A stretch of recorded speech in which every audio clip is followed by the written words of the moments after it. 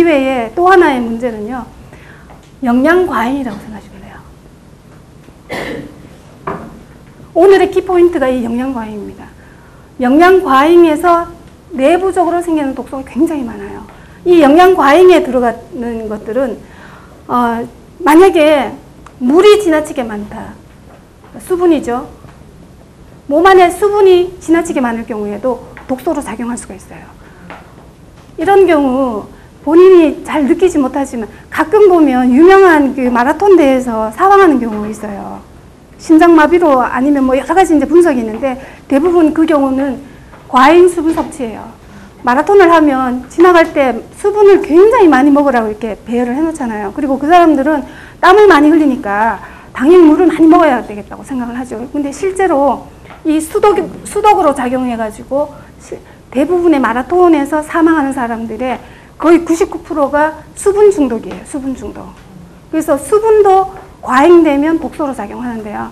이 마라톤 하는 경우에는 심장막을 싸고 있는 요 심막에 그 염도가 있거든요. 이 염도가 뇌에서 체크를 해가지고 지금 수분이 부족하다라는 어떤 그 판단이 되는 갈증으로 신호가 오게 돼요. 그때 먹으면 충분한데 마라톤 하는 동안에 땀을 많이 흘렸으니까 본인은 이 땀을 보충하겠다고 해가지고 사실은 물을 마셨다는 건데 실제로 땀을 흘렸다 하더라도 땀을 흘렸을 때는 소금 성분이 땀하고 같이 이렇게 나오고요. 혈액 자체는 크게 농도가 진해지지 않아요.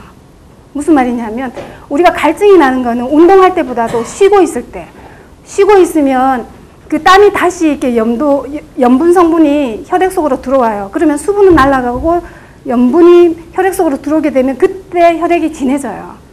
그때 갈증이 생기거든요. 근데 그냥 막연하게 내가 열심히 지금 마라톤 하고 있으니까 당연히 수분이 부족하겠지. 여기 지금 심장막을 싸고 있는 이 부분의 염도가 0.001%만 그러니까 물을 많이 마셔가지고 희석이 되게 되면 이 심장마비가 와요. 굉장히 중요한 메커니즘이거든요. 그래서 물 또한 수독이 될 수 있다.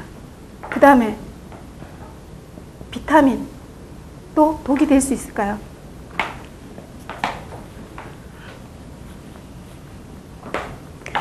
비타민은 필수 영양소가 몇 개가 있어요. 필수 영양소라는 거는 우리 몸 안에서 만들어내지 못하는 영양소는 외부에서 먹어야 되기 때문에 그걸 필수 영양소라고 이야기를 하는데 이런 경우에 비타민 같은 경우에 비타민 C 같은 경우는 외부에서 먹어줘야 되죠. 그래서 야채, 과일 많이 먹으라고 하는 이야기가 우리 몸 안에서 비타민 C를 만드는 기능이 쇠퇴해버리고 없어요.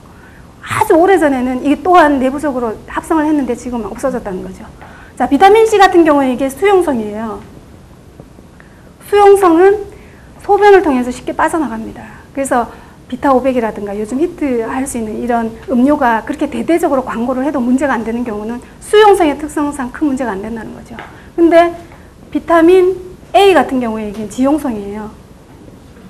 이 비타민 A가 필요 이상 몸 안에 들어오게 되면 독소로 작용을 해요. 가장 문제가 되는 경우는 임신 중에 비타민 A 과잉 섭취하면 어떻게 되죠? 기형아 출산의 원인이 됩니다. 이 비타민 A와 비타민 C의 차이는 수용성과 지용성의 차이예요. 그래서 지용성은 몸 안에 들어와서 지방과 함께 결합해서 저장이 된다는 거거든요. 이게 배출이 되고 나면 하나의 통과로서 문제가 없는데 지용성은 분명히 그렇게 된다는 거죠. 그 외에 지용성 노폐물로 작용하는 것들 여러 가지가 있는데 대표적인 게 다이옥신이죠. 다이옥신은 가장 악명 높은 노폐물이에요.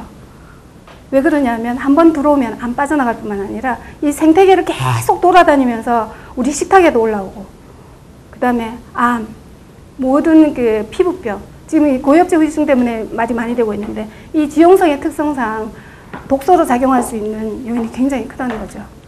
자, 그 다음에 이런 꼭 필요할 것 같았던 물이나 비타민도 과잉 섭취하면 독소가 작용된다는 거거든요. 그 다음에 칼로리가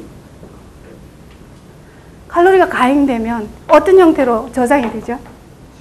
지방으로 저장이 돼요.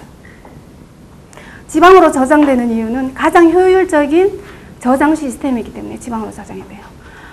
자, 영양 과잉이 문제가 된 것이 한국의 경우에는 사실은 보릿고개라는 용어가 우리 부모 세대에서는 그냥 체험으로 견뎌야 했던 그런 거였는데 저희 세대 정도 됐을 때 이제 이 보릿고개가 해결이 되죠. 인류 역사가 요만큼,